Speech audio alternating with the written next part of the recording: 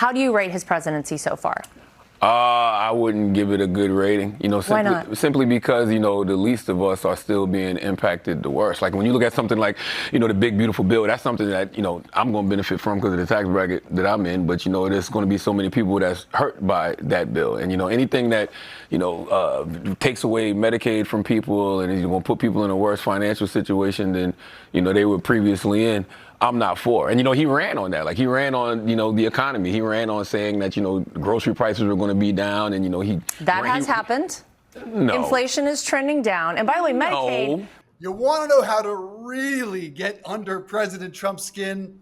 It's pretty simple. Go on Laura Trump's show on Fox News and badmouth her father-in-law. That ticks him off apparently like no other. Charlamagne the God, the radio host, YouTube star, social media star, went after the president over the weekend, and boy, did he respond in kind. Hey, everybody, Dave Briggs here with Mediaite founding editor Colby Hall. And Colby, a lot was discussed here that I found really fascinating, including that Charlamagne thinks the Epstein files could be, in his effort, how conservatives, traditional conservatives, take back the party. He says a coup is underway. We'll address that in a minute. But first, the criticism about the Trump presidency and the current state of the economy, I think, is what pissed off Trump the most. Absolutely. And I mean, to be fair and give a little bit of credit, like Laura Trump basically opened that show with something that Fox News viewers almost never see, and that is well-informed, dispassionate, reasonable, and well-articulated criticism of the Trump administration, right? And it was a very sort of mutually respectful, convivial dialogue. And so honestly, I know this is really about Charlamagne, but a quick shot to Laura Trump for doing that. But also it shows like how Trump was gobsmacked to see like, wait, Fox News doesn't have criticism of me. What is going on here? And Charlamagne just basically, I don't know, he put a pin in this balloon that you would otherwise see on Fox News that everything's great, the economy's strong. From Charlamagne's perspective, no, it's not. And I think this is a real sort of gets to the essence of like, Trump is not a fact-based president. He's a narrative-based president, right? And he wants to get the vibes up and tell everyone like the country is, he keeps saying it, the U.S. is hotter than ever.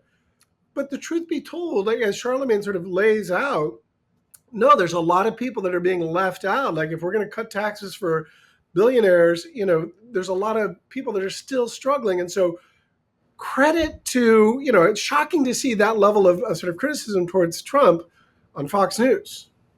Yeah, a couple of things there. Now, I do believe Laura Trump deserves credit. Now, if she knew that Charlamagne was going to bring up the Epstein files, safe to say she would not have had him on the show because he clearly had it planted that he was looking for an opening to bring that up. She did not ask him about that. He went on there with a point to get that out, and we'll play that in a minute. I'll be curious if he's allowed to come back. As per his criticism about the economy and about Trump, that's clear. He actually said that it's the same mistake Biden made, that assuming that the economy is great because those on the upper end, the top tax bracket, are doing just fine. His point is the people down below are suffering, and he says they were under the Biden administration too, so he really balances that out, which is really interesting. I found his comeback, which we'll also play later in this video, really insightful, really thoughtful. And President Trump does not want you to play Charlamagne's words next to his gibberish because it would not go well. And lastly, to your point about Trump's all about the narrative and really doesn't want to let the facts get in the way. That's why he fired the head of the Bureau of Labor Statistics. Essentially, he said, lie for me to make me look good or you're fired. He says facts be damned, once again, as he did the first time around. So what happened is President Trump got really ticked off on True Social, but perhaps we should dive into the Epstein thing first. Before we get into the Epstein thing, but before we get there, let me just say real quick that what Charlamagne gives him sort of the credibility here is that Charlamagne, he'll be on Fox News a lot because he's got a big following. And what's great about Charlamagne is he's not like a Democratic operative. Like he's been really critical of Joe Biden. Like he basically calls balls and strikes, and he does it from sort of his perspective. He's got a huge following in urban radio. He, co-hosts the Daily Show. And so what's refreshing about what Charlamagne said right there is that he's got like he's just as tough on Biden as he was on Trump, and which is so rare in these days. And so then pivoting to like the Epstein thing, that's what makes his criticism stand out more than just, some Democratic operative that's looking to call, sort of like score some points. This is a guy that's making a legitimate point. Yeah, Laura even pressed him on, is there a Republican that you could support in 2028? We can dive into who he said. He said Jon Stewart would be an interesting candidate, who I wholeheartedly agree with. I know some people think that's ridiculous. I'm actually with Charlamagne, and that I think in this moment, in this era of our politics, it's going to take someone like that is charismatic like that can break through as a communicator like that. Now, maybe Josh Shapiro can because he went to the school of Obama oratory. But short of that, I don't think we have anyone else that can communicate to the masses a message. But his point was, I could potentially support a Nikki Haley presidency. Right. And that was my candidate, quite frankly, last time around. And that supports his point about traditional conservatives taking back the party if and when this Epstein thing gives them the ability to do so. Here's where I completely disagree with Charlamagne the God, but let's listen to what he said real quickly with Laura Trump. I think that traditional conservatives are going to take the Republican Party back. I think there's a political coup going on right now in the Republican Party that people aren't paying attention to. Oh, interesting. Yeah, I think that this Epstein thing is going to be a way for traditional conservatives to take their party back. I really do. I think that they know this is the issue that has gotten the base riled up. The MAGA base isn't letting this issue go, and for the first time, they know they can, probably take their party back and not piss off the MAGA base. I think they're going to do that. Well, I would say really interesting take there and a lot to unpack. Let me just start with the traditional conservatives, Colby. I don't think so. Traditional conservatives like Johnson shut down Congress to avoid a vote on releasing the Epstein files. Traditional conservatives have not made one comment about them since the speaker actually went on record in an interview and saying he thought there should be transparency, and then suddenly zip. So I agree with what Charlamagne is saying. The MAGA base is pissed and does not appear to want to let this go. But there is no link between traditional conservatives and the MAGA base other than Trump. They don't care about John Thune or Nikki Haley or Speaker Johnson or even J.D. Vance. So Right. there I think he is wrong. I don't think this causes a coup or a break in the party. Well, I've written about, and people have talked at length about like the quote GOP civil war. And this goes all the way back to the Tea Party, this sort of ongoing fight for the heart and soul of like a traditional conservative or GOP establishment, like the Mitch McConnell set and the MAGA set, the sort of Marjorie Taylor Greene crew. I think the walls closing in on Trump has been a meme forever, and it hasn't ever happened. However, I think what Charlamagne is saying that is if this Epstein story doesn't go away, and it doesn't look like it's going to go away, and it ends up leading to sort of depositions, that's not going to be favorable to Trump, right? And you're right, John Thune and Mike Johnson's a little bit more MAGA. They know where their bread is buttered. Like Trump is basically sort of threatening to primary anyone in his party that is going to, sort of deign or show the temerity to oppose him. However, this Epstein thing, if it's as big as the conspiracy theories think it is, if it's going to take, it's a mutually assured destruction. And I think that was basically keeping people from putting this out. But if it's going to get out, then, if Bill Clinton needs to go to prison so that, Donald Trump goes to prison over this alleged pedophilia, which I don't know if it's true, and I don't think it's probably true, then I think that, eventually that could happen. I think this is a bit of wish casting on Charlamagne's, but I do think he's on to something. I do think that there's enough Republicans that are just tired of this story.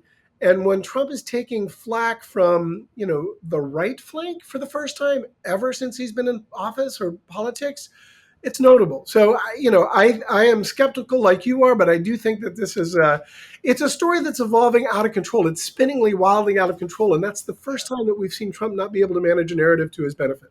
couple of things there. Joe Rogan, I do believe if it came out, we found out that President Trump, when he was just a private citizen, slept with teenage girls, I do believe Joe Rogan would say, I am out. That is it. Yep. I am done with the Trump train.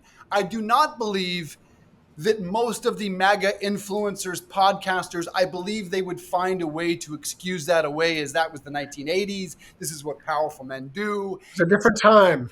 It's what they've done with every time we found out he was a sexual predator, a monster, an offender in every way. And I don't believe anything short of that would cause any break. How would that get out? Ghislaine Maxwell is the only person on the planet who can confirm that. Jeffrey Epstein is dead. Ghislaine Maxwell just got moved to a minimal security prison in Texas right after President Trump's personal attorney spoke to her and clearly gave him some sort of assurance. The fix is in. The fix is in. Out President Trump. So we are never going to get what we need. We know he's all over the files, but is there proof that he slept with an underage girl? No. President Trump will ultimately wait this thing out. Some scandal, some war, something will cause that MAGA base to get distracted. But I was wrong about this from the beginning. Well, I think you're probably right. I think you're probably right on that. But it's also like I said earlier, it's spinning out of control, and so you don't really know. It's like one of those pachinko games, and Price is Right. You never know where it's going to land. Will it land? And I also think he doesn't care. Like, he's a lame duck president right now who doesn't care about anything. And I think that was once a strength. It's a little bit of hubris. It could end up being a weakness, because he could say, like, he's basically saying on Air Force One that Virginia Giuffre was stolen by Epstein. Like, what are you doing, dude? Why are you saying that? Like, you're only making this story worse for yourself. So it makes me think that there's probably more to be revealed. Will it end up costing him the presidency? I doubt it. But this is the dumbest cover-up in the history of politics. Jeffrey Epstein may have been Donald Trump's best friend and only friend over the last 30 years. Clearly, some things happened that were illegal, if not bordering on them. Here is how President Trump responded to Charlamagne's interview on the Laura Trump show. The very wonderful and talented Laura Trump, whose show is a big rating success, put racist sleazebag Charlamagne the God. Why is he allowed to use the word God when describing himself? Can anyone imagine the uproar there? If I use that nickname, he's a low IQ individual. I can't go on and on. One, he is not a low IQ individual. If you've ever watched or listened to his show, this is a very bright and articulate man. Why is he allowed to use God? Well, Charlamagne speaks to his street name when he was an admitted drug dealer and went to jail for that. He used that, and the God part he just picked because he says he thought it sounded cool. Now, can you imagine if President Trump said that? He literally told Christians he was chosen by a supernatural hand. He literally tweeted out images of himself as the Pope. So yes, we can very much see what that would be like. And the MAGA base didn't react at all. And really the mainstream media didn't take him to task for that at all. So what do you make of Trump's really long, angry rant at Charlamagne? Well, first of all, there's a lot to unpack here. First of all, it showed that Charlamagne really pushed a button. And I'm reminded of, like, when I had my kids were younger, my youngest kid would freak out when his older brother would tease him, right? And I would be like, dude, you're teaching your older brother that, like, you're getting to him. So it's clear that Charlamagne, hit a nerve. I know Charlamagne very well. I worked with him at Power 105.1 FM when the Breakfast Club was launching, and he and I were texting this weekend, and he is an incredibly thoughtful guy and is dispassionate about this.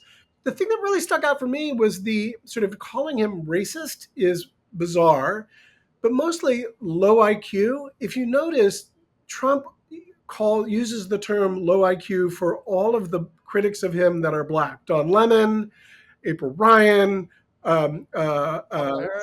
I mean, it is such a dog whistle, because it goes to this whole idea of the bell curves of intellectualism, that, like, somehow black people are less intellectual or less smart than white folk. And it's disgusting and it's really gross. And, honestly, I think Charlamagne had reason to hit back really hard, and yet he showed a great deal of decorum and restraint when he replied to it this morning, Monday morning. Yeah, and it was about a 4 or 5 minute passionate response addressing everything in this rant. We're going to play you a portion of it and break that down. Listen to Charlamagne respond on Monday morning. You can hire a new labor statistics chief to lie about the numbers. It won't stop the reality of people being unemployed. Okay, you can tell falsehoods about inflation being down. It won't stop the reality of the price of consumer goods being high because of tariffs you implemented. So listen, President Trump, don't worry about Leonard. Okay? Don't worry about Charlamagne the God. I know something I said hit a nerve and rattled you a little bit, but I don't want you rattled. I want you to end wars.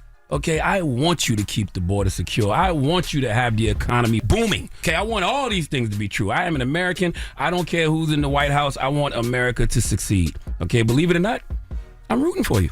But I need you focused. And right now, you're not focused. Okay, we need you focused on two things: the economy and Epstein. All right, I need you to keep the promises of a great economy and the promises of transparency with the Epstein files. And I don't want us as a people to be distracted. Whenever you see Trump trying to deflect from what's important, keep him focused. Ask two simple questions. What about the economy? What about the Epstein files? That is strong. And let's address the part right in the middle that might be most important. I'm rooting for you. Right. Very few, if any, Trump critics say I'm rooting for you. I can't think of one, to be quite honest, that actually is rooting for Trump and will go on radio with his audience probably disliking Trump and say that. Lastly, will the White House reporter, that press corps, stay focused on two things, the economy and Epstein?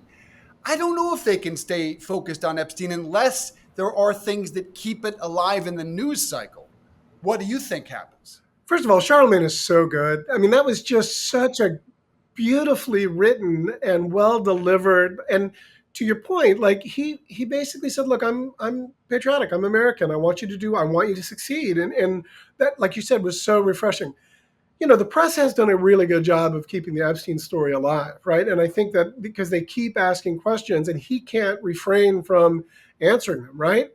I do think that the economy is a whole nother story. And, it's the subtext of this whole thing. The reason we're talking about it is that Charlamagne opened that interview with Laura Trump by saying people are hurting. And I can tell you, my oldest son just graduated from college.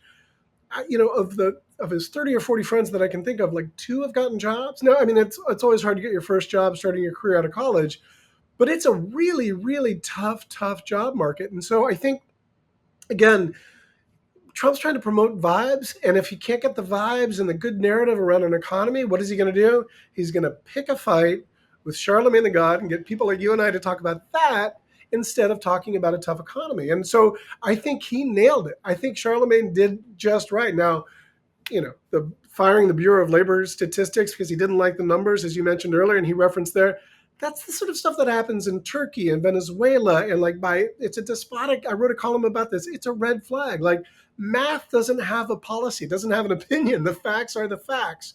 So I think the larger story is that if the tariff thing continues to sort of blow up and the economy isn't bad, Charlamagne's right. Like, keep your eyes on the prize, right?